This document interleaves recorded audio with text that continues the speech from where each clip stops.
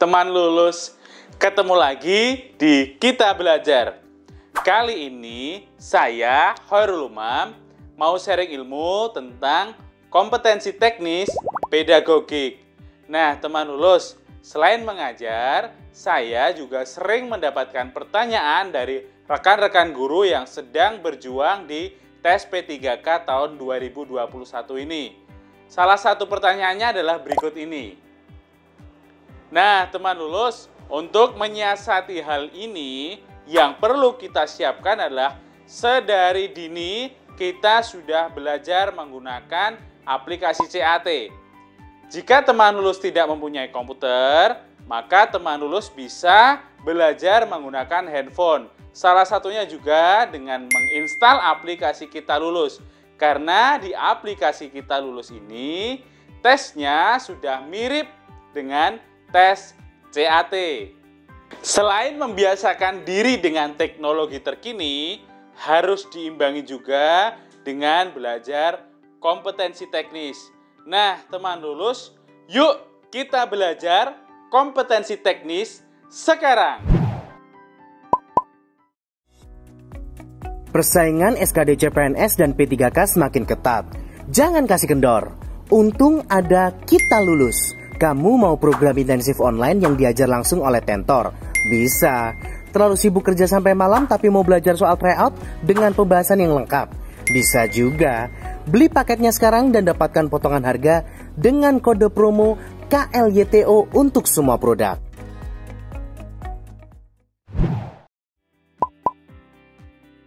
Oke, teman lulus, kita masuk ke nomor 1. Dalam mengajarkan bahasa Indonesia di sekolah dasar, Pak Fahmi menganalisis kemampuan membaca siswa dengan penilaian semakin siswa menunjukkan kemampuan membacanya dengan baik, maka siswa tersebut dikatakan dapat membaca. Penilaian tersebut mengacu pada pandangan bahwa belajar merupakan perubahan tingkah laku sebagai akibat adanya interaksi antara stimulus dan respon. Nah, berdasarkan ilustrasi tersebut, teori belajar yang diterapkan oleh Pak Fahmi berdasar pada, silahkan teman lulus ramaikan kolom komentar, silahkan ketik jawabannya di kolom komentar sekarang juga. Oke teman lulus, karena di sini sudah ada clue ya yang ada di dalam soal.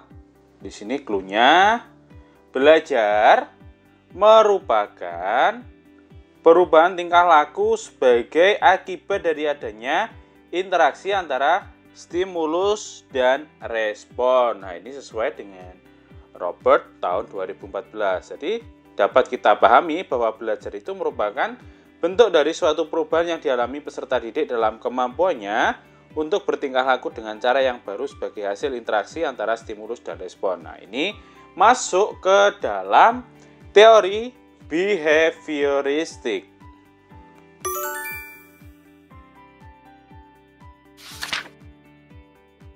Lanjut ya teman lulus, kita masuk ke yang nomor 2. Di bawah ini adalah unsur-unsur yang mempengaruhi implikasi teori behavioristik di kelas. Yang tidak termasuk unsur tersebut adalah, ingat teman lulus, yang tidak termasuk. Silahkan teman lulus jawab di kolom komentar. Kita ramaikan kolom komentar pada kali ini. Oke, sudah ya teman lulus. Nah, implikasi teori behavioristik dalam kegiatan pembelajaran itu tergantung dari beberapa hal teman lulus, seperti tujuan pembelajaran, sifat materi pembelajaran, karakteristik peserta didik, media dan fasilitas pembelajaran yang tersedia. Nah, pembelajaran yang dirancangkan dan dilaksanakan berpijak pada teori behavioristik itu memandang bahwa pengetahuan adalah objektif, pasti tetap tidak berubah. Pengetahuan telah terstruktur dengan rapi, sehingga belajar adalah perolehan pengetahuan, sedangkan mengajar adalah memindahkan pengetahuan ke orang yang belajar atau peserta didik. Peserta didik itu juga diharapkan akan memiliki pemahaman yang sama terhadap pengetahuan yang diajarkan. Artinya, apa yang dipahami oleh pendidik itu, itulah yang harus dipahami oleh murid. Jadi, dari implikasi tadi, yang tidak termasuk adalah yang E. Ya, tepat sekali teman lulus. Di kolom komentar banyak yang jawab E. Lanjut kita menuju nomor 3 teman lulus. Ibu Aida adalah seorang guru bahasa Indonesia di sekolah dasar. Ia meyakini bahwa jiwa anak-anak masih murni dan dapat dibentuk berdasarkan lingkungannya. Hari ini Ibu Aida akan menyampaikan materi mengenai jenis-jenis cerita fiksi. Ia pun menugaskan siswa untuk membuat sebuah teks cerita fiksi. Ibu Aida ingin membangun jiwa cinta tanah air pada siswa. Oleh karena itu, ia memberi pilihan siswa untuk memilih teks cerita fiksi yang dibuat agar siswa memilih kebebasan pada yang diminatinya. Untuk mengimplementasikan teori perkembangan, proses pembelajaran juga harus melalui proses berikut. Kecuali, ingat teman lulus, kecuali. Nah, silahkan teman lulus ketik jawabannya di kolom komentar sekarang juga. Oke teman lulus, sudah ya. Oke. Teori environmentalisme itu menyatakan bahwa perkembangan itu ditentukan oleh lingkungan. Teori ini dikemukakan filsuf Inggris yaitu John Locke tahun 1632 sampai dengan 1704. Locke terkenal dengan istilah tabula rasa atau meja lilin putih.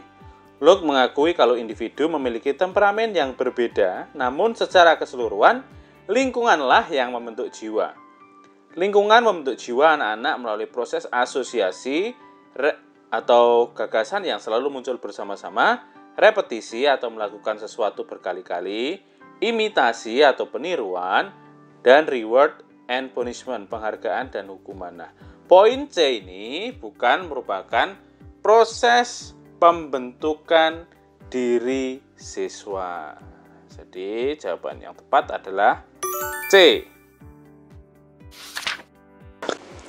Oke teman lulus, kita menuju nomor 4. Menurut Jean Piaget, perkembangan kognitif siswa terdiri dari 4 tahap, yaitu tahap sensori motorik usia 0 sampai dengan 2 tahun, tahap pra-operasional usia 2 sampai dengan 7 tahun, tahap operasional konkret usia 7 sampai dengan 11 tahun, dan tahap operasional formal usia 11 sampai dengan 15 tahun. Ibu Aminah adalah seorang fresh graduate yang kebetulan langsung diterima mengajar sebagai guru honorer di sekolah. Model belajar yang cocok dipilih oleh Ibu Aminah yang akan mengajar IPA kelas 3 SD yaitu kecuali. Nah, kecuali apa? Silahkan teman lulus jawab di kolom komentar. Nah, oke teman lulus silahkan jawab di kolom komentar. Oke, sudah cukup ya teman lulus. Nah, teman lulus, pada tahap operasi konkret, itu kemampuan anak itu untuk yang pertama, mengklarifikasikan sesuatu yang sudah ada tetapi belum bisa memecahkan problem-problem abstrak. Yang kedua, mengkoordinasikan beberapa karakteristik, jadi bukan hanya fokus pada satu kualitas objek saja. Yang ketiga, mempertahankan ingatan tentang ukuran, panjang, atau jumlah benda cair. Yang keempat, belajar melakukan pemilahan atau classification dan pengurutan atau seriation. Nah, teman lulus, jawaban ini adalah yang di poin A. Mengapa poin A?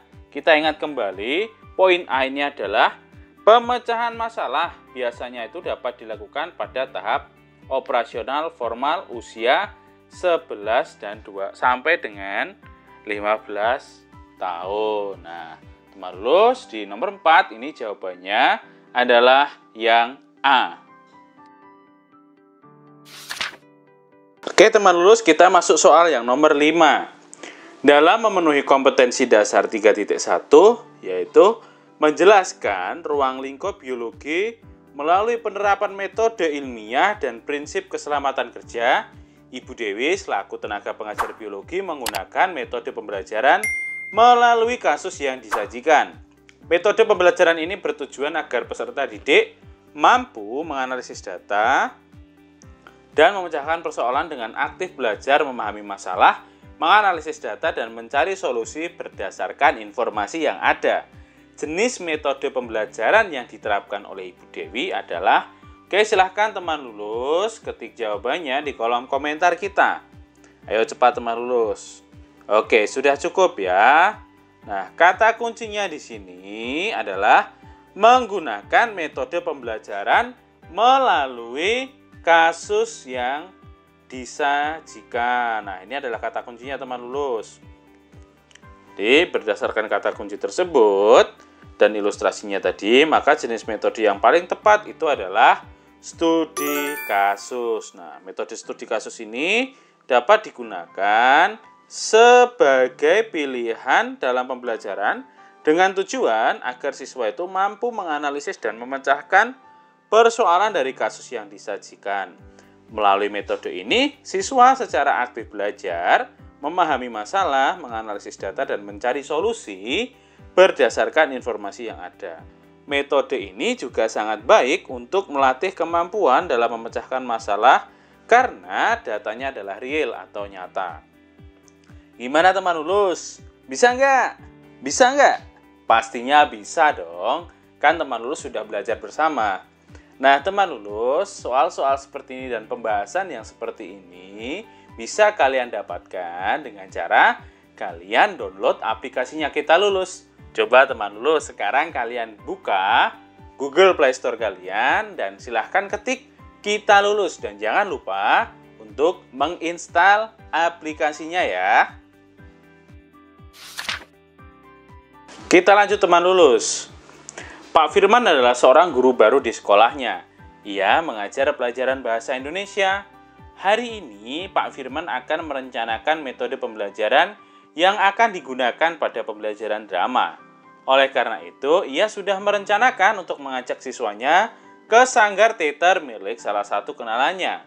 Ia ingin siswanya merasakan kebebasan untuk belajar menggunakan seluruh panca indera mereka, agar dapat memancing pola pikir kreatif dan imajinatif siswa dalam bermain peran. Ia juga ingin memperbaiki kemampuan belajar, perilaku, dan pemahaman siswa di dalam kelas.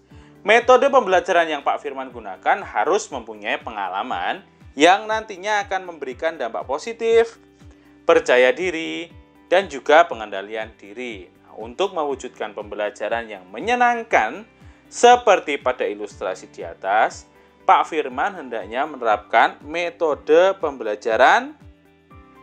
Silahkan teman lulus jawab di kolom komentar. Wah, sudah banyak yang tepat sekali.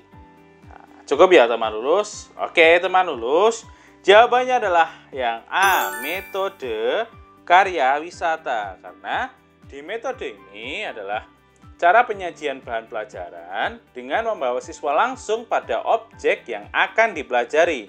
Dan objek itu terdapat di luar kelas. Nah, jadi karya wisata itu bisa berarti pergi bekerja atau bepergian ke suatu tempat untuk bekerja. Atau juga belajar. Menurut Berenpe dalam bukunya, aktivitas permainan dan ide praktis belajar di luar kelas, anak-anak itu perlu belajar di ruang terbuka karena hal di bawah ini. Yang pertama, pembelajaran di ruang terbuka itu memberi anak kebebasan untuk belajar menggunakan semua indera mereka dan juga mendorong pola pikir kreatif dan imajinatif. Serta di ruang terbuka itu bisa membantu memperbaiki kemampuan belajar, perilaku, dan pemahaman anak di dalam kelas. Nah, selain itu juga memberikan pengalaman belajar yang kuat dan bisa berdampak positif pada rasa percaya diri, harga diri, dan pengendalian diri pada anak. Kita lanjut ya teman lulus. Ibu Afni merupakan seorang guru bahasa Indonesia di SMP Warung Kondang. Pada pertemuan ketiga di tahun ajaran baru, Ibu Afni akan menerangkan pembelajaran mengenai materi musikalisasi puisi. Karena pembelajaran ini dianggap cukup sulit, ia mengusahakan pembelajaran yang memaksimalkan waktu belajar peserta didik untuk memahami materi dan juga mengerjakan tugas. Sedangkan untuk melihat keberhasilannya, Ibu Afni akan menghubungkan hasil ulangan peserta didik dengan waktu yang digunakan sebagai peserta didik dalam mengerjakan tugas di kelas. Saat pembelajaran berlangsung, Ibu Afni berperan sebagai penyampai informasi mengenai contoh musikalisasi puisi. Lalu akan menggunakan beberapa media untuk menunjang pembelajarannya. Selain itu, Ibu Afni juga akan membentuk suatu kelompok agar mengefektifkan waktu dalam praktek musikalisasi puisi. Model pembelajaran yang digunakan oleh Ibu Afni adalah, yuk teman lulus, ramaikan kolom komentar kita. Yuk. Langsung ketik jawaban kalian sekarang juga. Oke, wow, sudah banyak yang tepat itu. Oke, yuk tambah lagi teman lulus. Oke teman lulus, nah di sini tujuan utamanya kan adalah untuk memaksimalkan penggunaan waktu belajar peserta didik. Nah, ini merupakan contoh dari model pembelajaran langsung. Nah, pembelajaran langsung ya yang tepat, di mana ada beberapa temuan dalam teori perilaku, diantaranya pencapaian peserta didik yang dihubungkan dengan waktu yang digunakan oleh peserta didik dalam belajar atau mengerjakan tugas dan kecepatan peserta didik untuk berhasil dalam mengerjakan tugas sangat positif. Model pembelajaran langsung ini dirancang untuk menciptakan lingkungan belajar terstruktur dan berorientasi pada pencapaian akademik.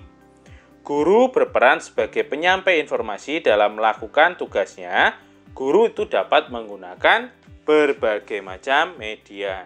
Nah, teman lulus, mau kan kalian itu latihan soal seperti ini, yang hot seperti ini, soalnya panjang kali lebar. Nah, teman lulus bisa download aplikasinya.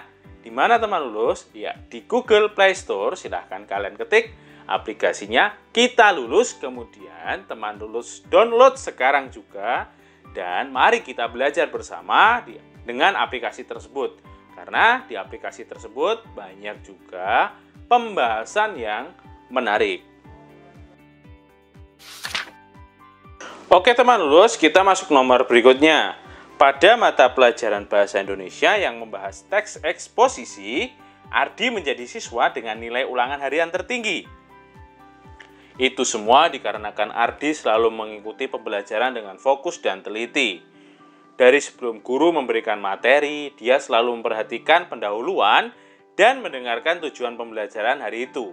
Ardi juga selalu mencatat materi yang diterangkan oleh guru melalui presentasi di depan kelas. Selain itu, ia akan menuliskan contoh-contoh konsep dan juga dapat menjelaskan ulang apa yang diterangkan oleh guru. Ardi mengikuti latihan terstruktur yang dipandu oleh guru. Mengikuti latihan terbimbing dengan berlatih konsep dan keterampilan untuk mengidentifikasi dan menganalisis teks eksposisi, serta yang membedakan dengan teks lainnya. Pada akhirnya, Ardi mengikuti latihan mandiri dengan sangat baik karena telah mengikuti seluruh fase pembelajaran dengan semangat dan teliti. Tahapan model pembelajaran yang dilalui oleh Ardi adalah, oke teman lulus, langsung saja ketik jawaban kalian di kolom chat. Oke, iya, banyak sekali yang benar. Oke, cukup ya teman lulus. Nah, teman lulus, untuk nomor 8, ini jawaban yang tepat adalah yang D, tahapan model pembelajaran langsung. Jadi, model ini menekankan pada penguasaan konsep dan atau perubahan perilaku dengan mengutamakan pendekatan deduktif.